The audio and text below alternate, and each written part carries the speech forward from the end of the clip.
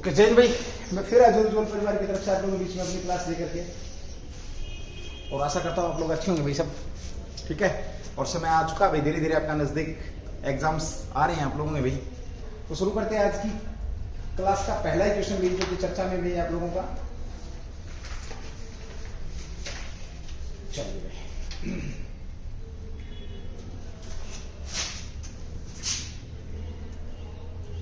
Question number 1 वही पहला ही अपना मझगांव डाक चर्चा में है भाई। मझगांव डाक चर्चा में है, चर्चा में है। यह क्या है? देखिए सबसे पहले बात करते हैं भाई, ये है क्या, चर्चा में क्यों है और क्या है, ठीक है। चलो बता दो आप लोगों को भाई, ये क्या है आपकी, ये हमारी जो इंडियन नेवी है, नेवी को ये सबमरीन वगैरह कह सकते हो, पनडुब्बी क्या कराती है, उपलब्ध कराती है। और एक प्रोजेक्ट, यहाँ एक प्रोजेक्ट 75 के तहत 6 पनडुब्बियां इसने क्या करानी थी, भारतीय सेना को देनी थी, जिसमें से 5 इसने दे दी, 6ठी का क्या चल रहा है, प्रशिक्षण चल रहा है ना। तो उनके ऊपर बात करेंगे कौन कौन सी इसने देनी है। यानी कि आप कह सकते हो कंपनी है, क्या है जो कि क्या किसका निर्माण करती है, एक ऐसी इकाई है जो किसका निर्माण करती है, पनडुब्बियों का निर्माण करती है। मंझगांव वही क्या होता है, ये पनडुब्बियों का, यहाँ पर क्या बनती है आपकी, पनडुब्बियां, पनडुब्बियों का निर्माण किया जाता है। ध्यान रखेंगे क्या होता है यहाँ पर, पनडुब्बियों का निर्माण किया जाता है। और अभी हाल ही में चर्चा में क्यों है, क्योंकि इसने अभी अपनी पनडुब्बी दी है INS वागसीर को लॉन्च किया है। INS वागसीर को क्या किया, लॉन्च किया गया। किसको लॉन्च किया गया है, INS वागसीर को लॉन्च किया गया है अभी, ठीक है।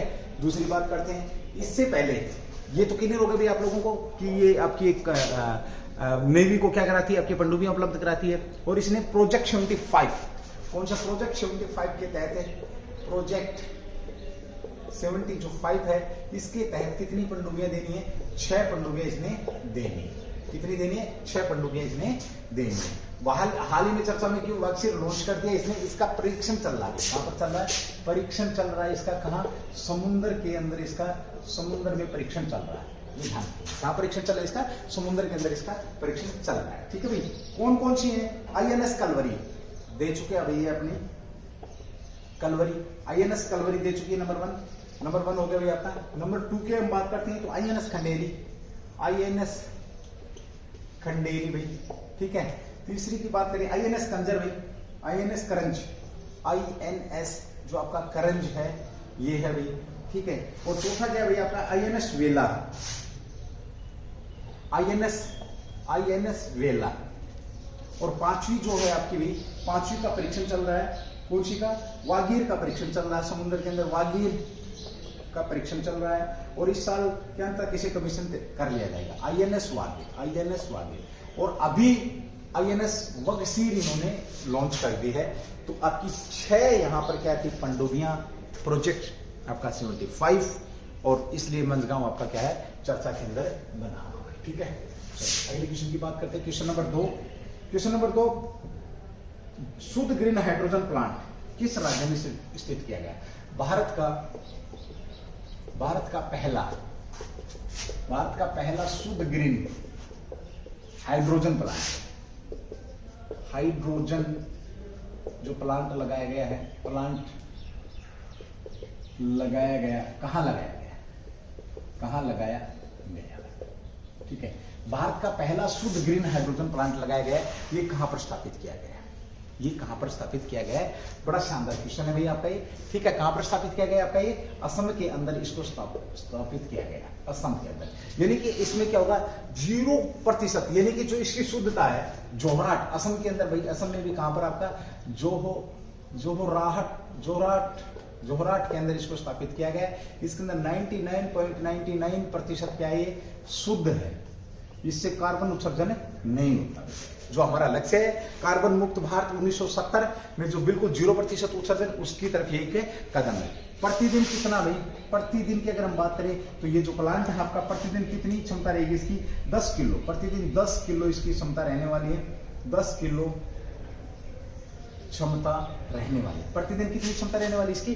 10 kg क्षमता यहाँ पर रहने वाली है। शानदार क्वेश्चन। असम की राजधानी की बात करें तो कौन सी? दिसपुर है। ध्यान रखेंगे असम के अंदर बाढ़ लाने के लिए कौन जिम्मेवार है? तो ब्रह्मपुत्र नदी गई।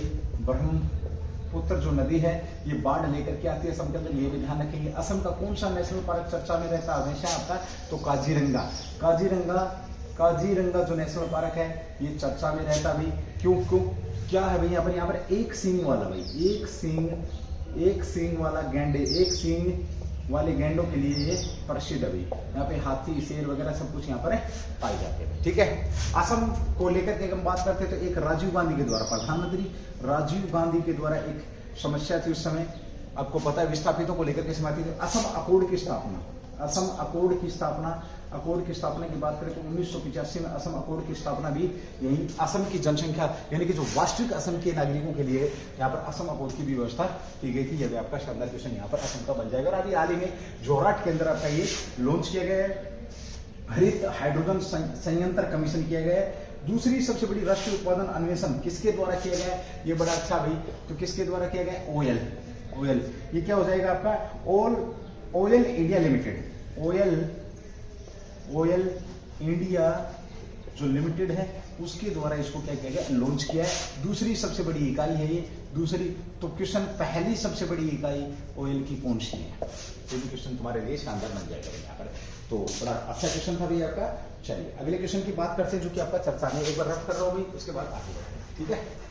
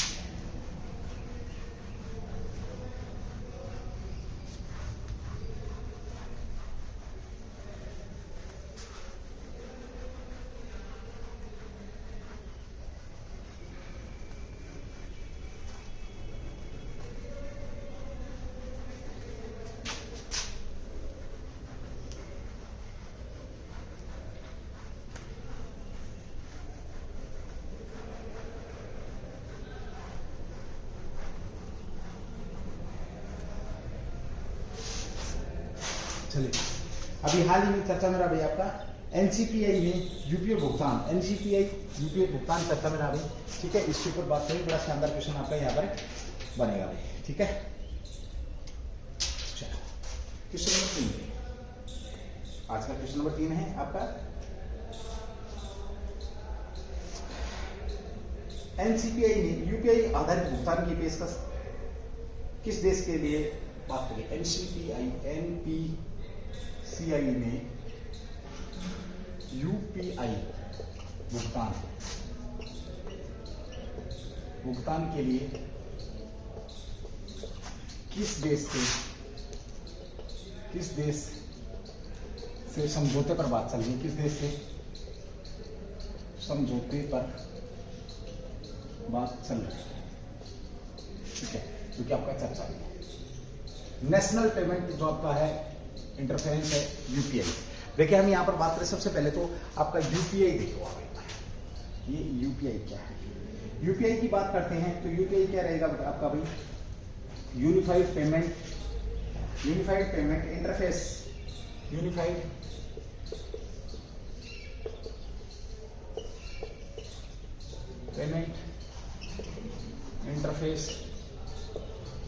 पेमेंट इंटरफेस यूपीआई की बात करते हैं। एनपीसीआई आपका क्या रहेगा? NPCI international payment limited, NIPL आपका, इसकी बात करते हैं। तो इंटरनेशनल एनपीआई आपका एनपीसीआई जो आपके नेशनल जो पेमेंट की है आपकी, जो नेशनल जिसने किसको इजाद किया था, यूपीआई को बनाया किसने? एनपीसीआई ने, national payment corporation of India के द्वारा इसको स्थापना की गई। यूपीआई पहला क्वेश्चन यह था कि यूपीआई बनाया किसने? National payment corporation of India के द्वारा इसको बनाया गया है। ठीक है, अब इसकी एक अंतरराष्ट्रीय शाखा है, अंतरराष्ट्रीय जो ब्रांच है वो कौन है इसकी? इसकी अंतरराष्ट्रीय ब्रांच की बात करें तो NPCI international payment limited,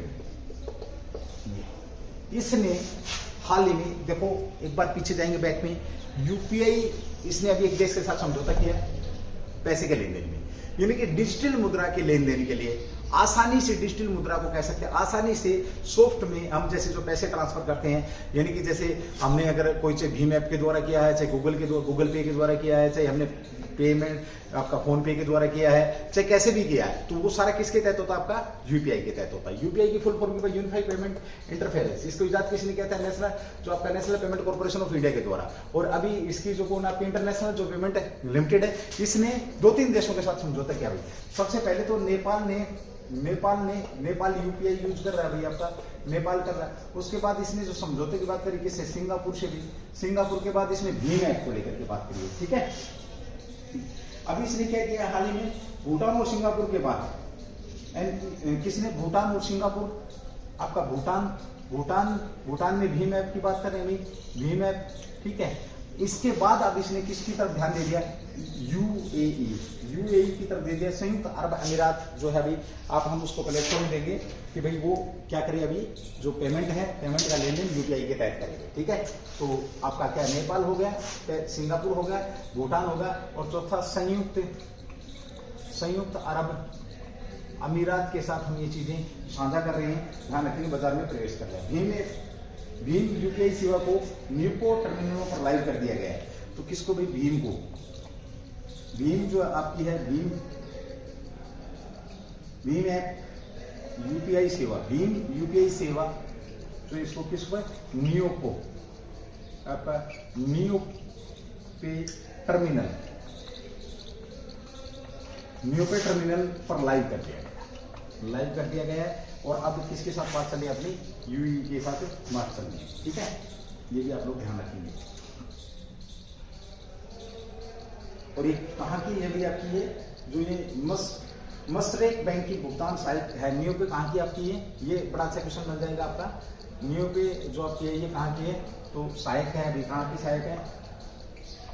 मसरेक bank की भुगतान सहायक कंपनी है, मसरेक बैंक की भुगतान सहायक कंपनी, इसके साथ हमने क्या कर लिया? समझौता कर लिया। फिर एक बार बात करें यूपीआई की, इसकी स्थापना किसने? एनपीसीआई द्वारा की गई थी, इसमें इसको इजाद किया गया था। जो सॉफ्ट में जो हम पैसा भेजते हैं, उस पैसे को किसी भी माध्यम से भेजें, लेकिन सारा यूपीआई। नेपाल ने भी परमिशन ली यूपीआई की, उसके बाद भूटान में भीम ऐप, और सिंगापुर, और अब यूएई, ये आपका क्या है? इसके बीच में आपका बना हुआ, ठीक है। चलिए अभी इसके साथ बात करेंगे। चलिए अगले क्वेश्चन की बात करते हैं। अभी हाल में आपका चर्चा में रह गया आपका राष्ट्रीय, क्वेश्चन नंबर 4 है आपका, राष्ट्रीय शिक्षुता मेला चर्चा में है, ठीक है। तो सीधी सी बात करें, सबसे पहले तो ये कि जो आपके टेक्निकल काम करते हैं, जो लोग हाथ से काम करते हैं, उनसे इसका संबंध है, यानी कि स्किल इंडिया से इसका संबंध है। कुछ पॉइंट नोट करेंगे यहाँ पे, उसके आगे बढ़ते हैं। सबसे पहले बात करते हैं कब भाई? आपका 21 अप्रैल को, 21 अप्रैल 2022 को, 21 अप्रैल 2022 को मेला लगा है आपका। कहाँ पर भी? 700 से अधिक स्थानों पर, 700 से अधिक स्थानों पर इसका आयोजन किया जाएगा। 700 से अधिक स्थानों पर आयोजन किया जाएगा। आयोजन कितने स्थानों पर? 700 से अधिक स्थानों पर इसका क्या किया जाएगा? आयोजन किया जाएगा। ये भी आपका शानदार क्वेश्चन है, ठीक है। इसका आयोजन कर कौन रहा है? इस कार्यक्रम का आयोजन स्किल इंडिया के द्वारा महानिदेशालय के सहयोग से किया जा रहा है। स्किल इंडिया के द्वारा प्रशिक्षण महानिदेशालय, सहयोगी कौन है? सहयोग किसका लिया जा रहा है अभी आपका? तो प्रशिक्षण महानिदेशालय के द्वारा सहयोग किया जा रहा है। इसका उद्देश्य क्या? 1 लाख से अधिक प्रशिक्षुओं को काम पर रखने में सहायता करना, यानी कि 1 लाख रोजगार कर देना। एक किस्म से आपको अप्रेंटिस कराया जाएगा भाई, एक किस्म से क्या कराया जाएगा, आपको अप्रेंटिस किया जाएगा।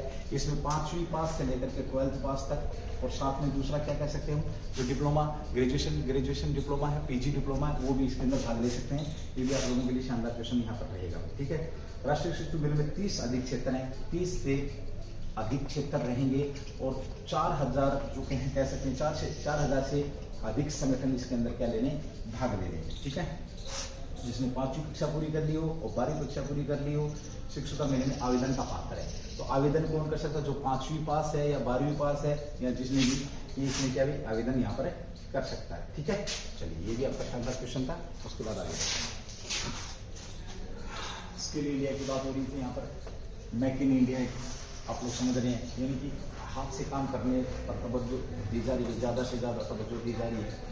भारत के अंदर किस प्रकार से हम भारत को आत्मनिर्भर भारत बनाने की तरफ बढ़ रहे हैं, तो ये सारी चीज़ें बड़ा सहयोग करेंगी। छोटी छोटी जो चीज़ें हुई आपकी, ठीक है, और ये आपको भी आत्मनिर्भर बनाने में, क्योंकि 2022 में किसी न किसी एग्जाम के अंदर जो क्वेश्चन है वो आपका आ जाएगा, और जो कि आपके लिए बहुत ज़्यादा इम्पोर्टेंट है बन जाएगा। ठीक है, आगे बात करते हैं इसी क्वेश्चन को लेकर के। अगले क्वेश्चन पे बात करते हैं, क्वेश्चन नंबर 5 है जो कि आपका चर्चा में वहाँ है भैया का INS NCX इंडिया का आयोजन किया गया, ये क्या है आपका।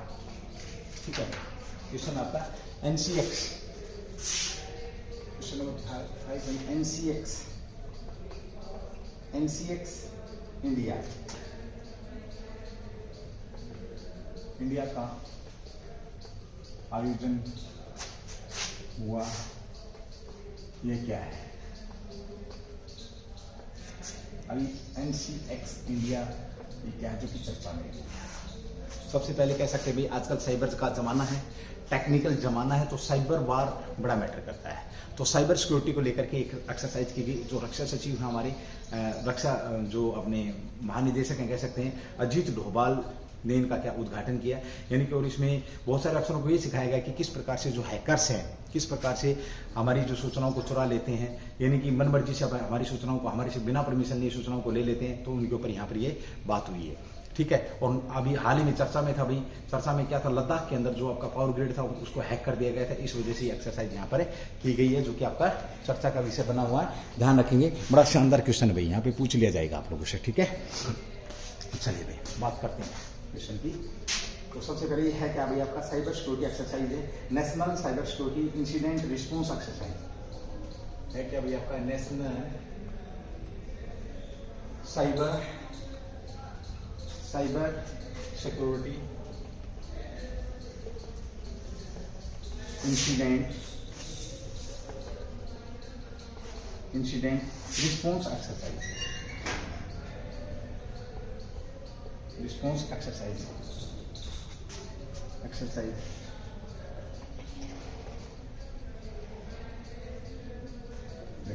ये क्या भैया, आपका नेशनल साइबर सिक्योरिटी इंसिडेंट, यानी कि आपकी साइबर सुरक्षा को लेकर के, यानी कि आपके कंप्यूटर पर हमला हुआ। सबसे पहले तो हमें ये पता होना चाहिए कि हमारा कंप्यूटर हैक हो चुका है, इसकी जानकारी। अब जब हैक हो चुका है तो उससे पर हम क्या एक्शन करें, ये यहाँ पर सिखाया जाएगा। यानी कि सबसे पहले तो ये कि जो हमारी साइबर सुरक्षा है उस पर हमला हुआ है, उस पर जो हमला हुआ है वो किस प्रकार का हमला है, जैसे मालवेयर वगैरह है आपके बहुत सारे, जो कि ऑटो सिस्टम से हमारा डाटा चुरा लेते हैं, तो उनके खिलाफ फिर हम किस प्रकार से प्रतिक्रिया करेंगे। तो रिस्पॉन्स एक्सरसाइज, यानी कि किस प्रकार से हमने उस पर रिस्पॉन्स देना है, वो एक्सरसाइज की यहाँ पर बात हो रही है। ठीक है, उस एक्सरसाइज की यहाँ पर बात हो रही है। देश की साइबर सुरक्षा को मजबूत करने के लिए उद्देश्य क्या है, इसका उद्देश्य क्या है, देश की साइबर सुरक्षा को मजबूत करना भी नंबर 1। अगला उद्देश्य क्या रहा है यहाँ पर, सुरक्षा को मजबूत करना।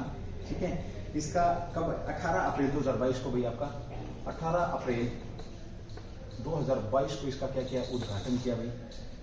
उद्घाटन किसने किया है, तो ये राष्ट्रीय सुरक्षा सलाहकार हैं भाई आपकी, राष्ट्रीय पूछ लेगा, राष्ट्रीय सुरक्षा सलाहकार अजीत जो डोभाल साहब हैं, डोभाल द्वारा, फेमस व्यक्ति भी भारत का है, ध्यान रखना, अजीत डोभाल द्वारा इसका क्या किया गया, उद्घाटन किया गया। और 29 अप्रैल तक आयोजित किया जाएगा। एनसीएक्स इंडिया कब तक आयोजित रहेगी आपकी? एनसीएक्स इंडिया कब से आपकी? तो यानी कि 18 अप्रैल से और आपके 29 अप्रैल तक 18 अप्रैल से 29 अप्रैल तक आपकी क्या रहेगी? आयोजित होने वाली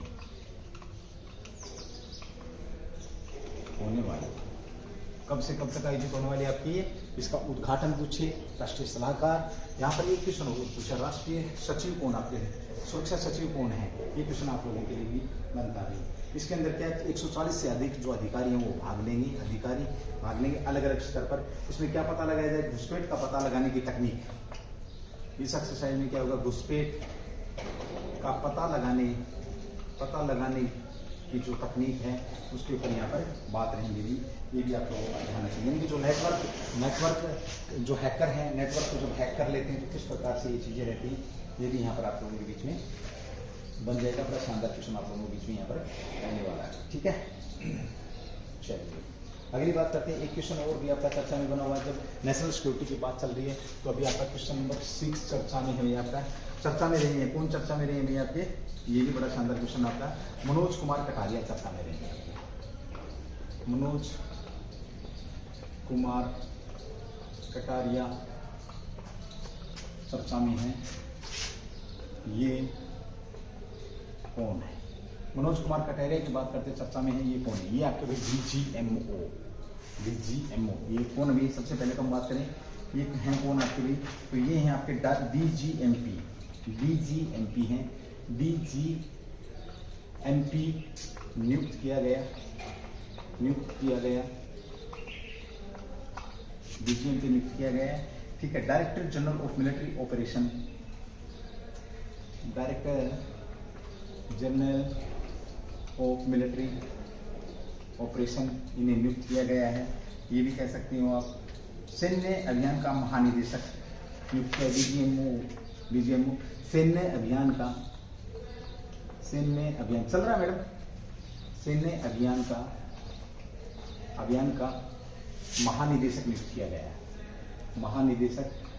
है। यानी कि जो भारतीय सेना है, भारतीय सेना क्या करेगी? कोई भी ऑपरेशन लॉन्च करेगी तो उन्हें ऑपरेशन को ऑपरेट करने के लिए जो महानिदेशक नियुक्त किया है, इन्हें ही किया गया है, डीजीएमपी को। ठीक है, ओके। डीजीएमपी को यहाँ पर नियुक्त किया है। ये एवीएसएम है भाई, एवीएसएम है, बहुत ही पुकार टाइप के व्यक्ति हैं। ठीक है, बड़ी बेहतरीन उन्होंने ड्यूटी करी है भाई आपकी Manoj Kataria. One strike centre आपकी वन जो कोर थी आपकी फर्स्ट कोर के क्या कमांडर रहे हैं? फर्स्ट कोर का हेडक्वार्टर की अगर बात करें तो कहाँ पर ये मथुरा के अंदर है। बात करते हैं फर्स्ट कोर की। फर्स्ट कोर को किस कोर के नाम से जाना जाता है? स्ट्राइक कोर के नाम से जाना जाता है। और हरियाणा वाले ये ध्यान रखेंगे, जो आपका हिसार जो 33 आपका जो हिसार ड्यू है, हिसार जो कैंट है, ये आपका किस कोर के अंडर आता? तो मथुरा कोर के अंडर आता। मथुरा कोर के अंडर कौन सा हेडक्वार्टर आपका? फर्स्ट जो कोर हेडक्वार्टर है। और यहाँ स्ट्राइक कोर के नाम से इसको जाना जाता है। स्ट्राइक कोर के मतलब अगर एक तो क्या होता है ऑफेंसिव और डिफेंसिव, यानी कि दुश्मन से टकराने के लिए हमेशा तत्पर रहते हैं, उसकी कमांडर ये आपके रहे हैं। ये भी शानदार क्वेश्चन है। और अभी हाल ही में आपके कौन? एम नरवणे साहब हैं। एम जो नरवणे साहब वो रिटायर हो रहे हैं आपके कब? 30 अप्रैल को जा रहे हैं। उनकी जगह पर देश को पहले इंजीनियर जो क्या मिले? COAS chief of the army staff COS मिले हैं, चीफ कह सकते हैं जो जनरल मिले हैं। तो क्वेश्चन है मनोज मुकुंद नरवणे के जगह पर भारत के नए COS किसे बनाया जाएगा? ठीक है, तो ध्यान रखेंगे। ये भी बड़ा सुंदर और शानदार क्वेश्चन आप लोगों का रहने वाला है। ठीक है भाई, चलिए इसकी भी बात हो चुकी है आपकी। और जब साथ में इसकी बात चल रही है तो एक और क्वेश्चन हो गया आपके बीच में भाई, बड़ा शानदार क्वेश्चन है। विश्व बैंक ने विकास पूर्व जो अनुमान है वो चर्चा में है। विश्व बैंक का विकास पूर्व अनुमान चर्चा में है। क्यों चर्चा में? उसने अमेंड किया भाई, क्या अमेंडमेंट किया है, इसके ऊपर बात करेंगे।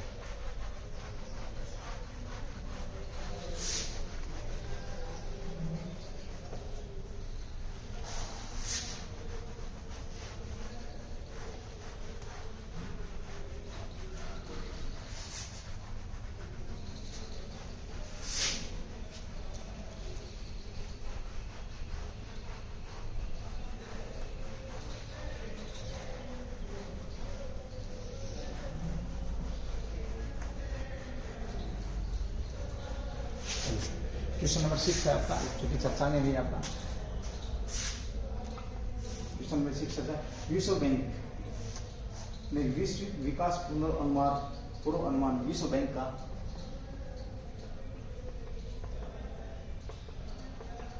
का वैश्विक विकास, क्या कभी वैश्विक विकास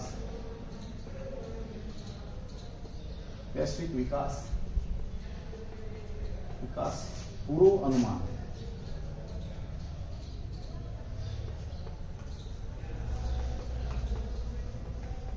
चर्चा में है।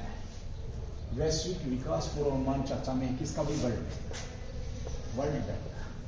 ये चर्चा में क्यों है, इसके ऊपर तो मैं बात करूंगा। सबसे पहले तो हम बात करें भाई आपका वर्ल्ड बैंक क्या है आपका। तो वर्ल्ड बैंक की बात करें तो 189 देश इसके सदस्य हैं भाई, सदस्य हैं। विकासशील देशों को क्या करेगा ये भाई आपका? विकासशील देशों को क्या देगा ये? ऋण देने वाली आसान सी किस्तों पर ऋण देने वाली, नामात्र ब्याज पर ऋण देने वाली इकाई है आपकी, इकाई है। ठीक है, ये वर्ल्ड बैंक है। अब वर्ल्ड बैंक ने एक अनुमान जारी किया था, क्या? वैश्विक विकास, यानी कि विश्व में विकास को लेकर के, विश्व में विकास कितना होगा, विश्व में विकास की बात कर रहा है ये। विकास को लेकर के एक अनुमान जारी किया था, अनुमान। अब वो चर्चा में क्यों? क्योंकि उसने अब उसको क्या किया? बदलाव किया, इस अनुमान में बदलाव किया है। और बदलाव में क्या कहा है कि भाई ये घटेगा, जो आपका घटेगा। क्या घटेगा? जो आपका विश्व के अंदर जो विकास है, विकास दर क्या अभी आपकी घटेगी। विकास दर क्या होगा भाई? घटेगी ये विकास दर। क्यों भाई? इसके पीछे कारण क्या है? तो कारण है रूस और आपका यूक्रेन जो वार चल रहा है, जो इतना लंबा चल रहा है, ये बड़ा इफेक्ट यहाँ पर डालेगा। इससे पहले आपका कोविड-19 डाल रहा है, तो अब ये डाल रहा है। ठीक है, 2022 के लिए इसने विकास अनुमान जो रखा था, इसने पहले क्या रखा था? पहले की बात करें, पहले जो अनुमान था, अनुमान कितना था? तो पहले अनुमान था भाई इसका 2022 के लिए, अनुमान 2022 के लिए कितना अनुमान था? तो ये था 4.1% था, जो कि अब घट करके कितना हो गया? घटा करके 3.2% कर दिया है। कितना कर दिया है? 3.2% इसने यहाँ पर कर दिया। रूसी आक्रमण के प्रभाव के कारण ये आपका यहाँ पर हो रहा है। विश्व बैंक ने $170 अरब का नया 15 महीने का संकट वित्त पोषण लक्ष्य प्रस्ताव किया है। साथ में बड़ा अच्छा क्वेश्चन है, 170 आपका अरब डॉलर, 170 अरब डॉलर का एक नया 15 महीनों का संकट वित्त पोषण का लक्ष्य रखा है। संकट वित्त पोषण का लक्ष्य रखा है। ठीक है, वित्त पोषण का लक्ष्य रखा है, जिसमें से $50 अरब 3 महीनों के लिए प्रतिबद्ध। 50 अरब जो डॉलर हैं ये 3 महीने में दे दिए जाएंगे, ये भी ध्यान रखेंगे। ठीक है, वित्त पोषण लक्ष्य अप्रैल 2022 से जून 23 तक कवर करेगा। ये जो लक्ष्य है ये अप्रैल 2022 से जून 2023 तक क्या करने वाला है? आपका कवर करने वाला है, ये भी ध्यान रखें। विश्व बैंक ने $160 बिलियन का कोविड ने भी लागू किया था। $160 बिलियन का कितना भाई? विश्व जो बैंक है आपका, बैंक ने 160 बिलियन जो आपका डॉलर है, डॉलर का कोविड-19 जो आपका वित्त पोषण कार्यक्रम लागू किया था। वित्त पोषण कार्यक्रम लागू किया, ये भी शानदार क्वेश्चन यहाँ पर आपका बना रहेगा। और अभी इसमें 15 महीनों का ये जारी कर दिया भाई, ये भी आपका बड़ा शानदार क्वेश्चन यहाँ पर रहने वाला है। ठीक है, चलिए अब ये हाल ही में आपका चर्चा में रहा आपका पृथ्वी दिवस मनाया गया। पृथ्वी दिवस कब मनाया गया? ये भी आप लोगों का शानदार क्वेश्चन यहाँ पर रहने वाला है। क्वेश्चन नंबर 6, पृथ्वी दिवस मनाया गया कब? तो पृथ्वी दिवस की बात करते हैं तो पृथ्वी दिवस आपका मनाया गया 22 अप्रैल को मनाया गया। दूसरा कब से मना रहे हैं इसको? 1970 से हम इसको मना रहे हैं। और इस बार की जो थीम है वो क्या है? इस बार की जो थीम है invest in our planet, invest in our planet. इस बार की क्या है? थीम है, ये भी ध्यान रखेंगे। 22 अप्रैल 2016 को एक समझौता हुआ था पेरिस समझौता, उसका भी इससे संबंध है, ठीक है, ध्यान रखेंगे। चलिए, ये भी आपका शानदार क्वेश्चन था जो कि आपका हो चुका है, ठीक है भाई। चलो अगले क्वेश्चन की बात करते हैं। 22 अप्रैल को मनाया गया था आपका, ये 22 अप्रैल 1969 में यूनेस्को सम्मेलन में प्रस्ताव कब रखा था इसका? प्रस्ताव की बात करें तो 1969 में पर्यावरण जो सम्मेलन था, पर्यावरण सम्मेलन में किसके द्वारा प्रस्ताव रखा गया? ये बड़ा शानदार क्वेश्चन बन जाएगा आपका। तो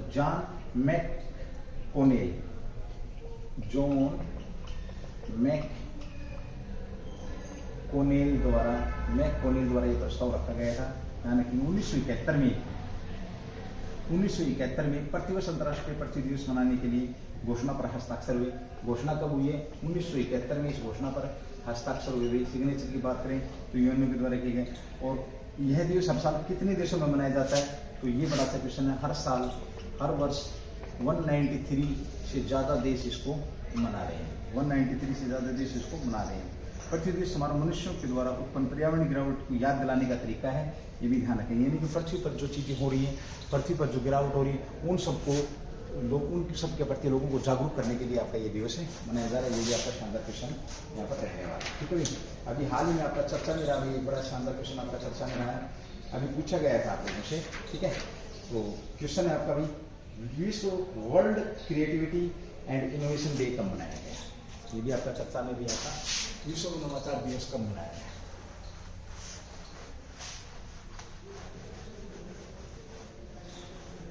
क्वेश्चन नंबर 8 भी आपका विश्व नवाचार दिवस कब मनाया गया, जो कि आपका 17।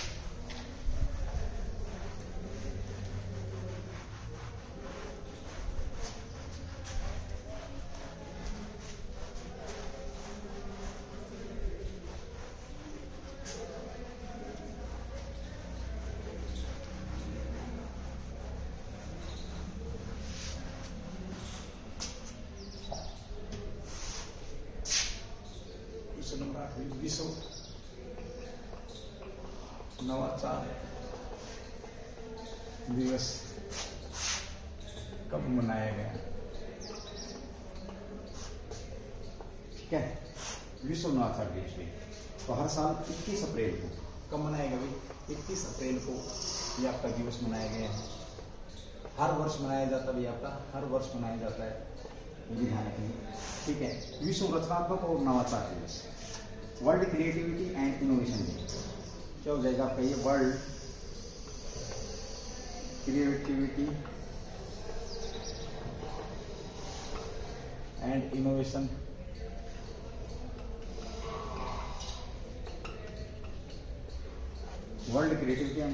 डे, ठीक है। और ये आपके लिए बड़ा शानदार क्वेश्चन है, ठीक है। क्रिएटिव इकोनॉमिक रिपोर्ट के अनुसार आपका एक रिपोर्ट आई थी, क्रिएटिव इकोनॉमिक रिपोर्ट के अनुसार 2021 या 21वीं शताब्दी में आपका क्या रचनात्मक और नवाचार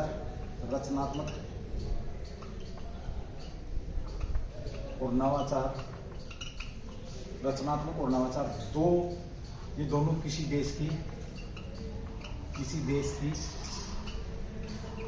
दो संपत्तियां होती हैं। यानी कि नवाचार विश्व में कुछ नया करना, सोच करके नया करना, क्रिएटिविटी करना, लोगों को जागरूक करना, सतत विकास लक्ष्य में भी इसको शामिल किया गया है। ध्यान रखेंगे, ये भी आपका शानदार क्वेश्चन यहाँ पर है, ठीक है।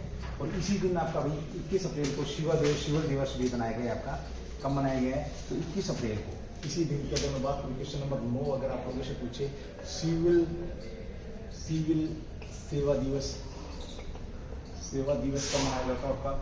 तो सिविल सेवा दिवस की अगर हम बात करते हैं, या सिविल सर्विस डे कह सकते हो आप इसको, CSD। तो सिविल सर्विस डे, ये सिविल सर्विस डे की अगर हम बात करते हैं तो ये भी आपका कब मनाया जाता है भाई? 21 अप्रैल को मनाया जाता है। 21 अप्रैल को मनाया गया है, ध्यान रखिए सिविल सर्विस। और इस दिन का मुख्य उद्देश्य क्या? सिविल सेवकों के प्रयासों को प्रेरित करना। इस दिन का क्या है? जो सिविल सेवक हैं, उनके जो प्रयास हैं प्रयास। कैसे प्रयास भी उनके कार्यों को प्रेरित करना, प्रयास जो जनता की भलाई के लिए उनके प्रयासों और कार्यों को प्रेरित करना ये भी लक्ष्य है। ठीक है। सिविल सेवा पर अधिकारियों को लोक प्रशासन प्रधानमंत्री पुरस्कार प्रदान किए जाते हैं। उत्कृष्टता के लिए कौन से पुरस्कार दिए जाते हैं? प्रधानमंत्री पुरस्कार भी दिए जाते हैं, पुरस्कार भी प्रदान किए जाते हैं। ये भी शानदार क्वेश्चन भी आप लोगों का ध्यान रखेंगे। 21 अप्रैल को इस दिन 1947 में सरदार वल्लभ भाई पटेल ने पहले बैच के प्रियस्कों को संबोधित किया था। 21 अप्रैल को 21 को क्यों मनाया जाता है? 21 अप्रैल को 1947 21 अप्रैल 1947 को सिविल सेवा दिवस के रूप में, सिविल सेवा दिवस के रूप में 1947 में इसने सरदार वल्लभ भाई पटेल ने क्या किया था भाई? भाषण दिया था, संबोधित किया था। हालांकि 2006 में पहली बार यह दिवस मनाया गया। मनाया कब गया आपका? 2006 में सिविल सेवा दिवस आपका मनाया, ये भी ध्यान रखेंगे। ठीक है। भारतीय सड़कों की क्या अर्थव्यवस्था की क्या रीढ़ है, ये समझ किसने कहते हैं? सरदार वल्लभ भाई पटेल ने एक और बात बोली थी कि जो सिविल सेवा सर्विसेज हैं वो भारतीय अर्थव्यवस्था की क्या भाई रीढ़ है। चलो 21 अप्रैल को 2 दिवस आपके, ये भी शानदार आपका यहाँ पर क्वेश्चन रहा है। ठीक है। चलिए, उज्ज्वल परिवार भी आप लोगों के बीच में इसी प्रकार से अपनी क्लास से लेकर के आता रहेगा। आज थोड़ी सी भी आवाज़ मेरे ख्याल में थोड़ी सी कम रही होगी, पता नहीं एकदम से कुछ गले में हो गया भाई। ठीक है। बट फिर भी जैसा भी था आप लोगों के बीच में कंटेंट हम लेकर के हर रोज़ आप लोगों के बीच में बने रहेंगे। आप बस अपना प्रेम करिए। Thank you. जय हिंद, जय भारत।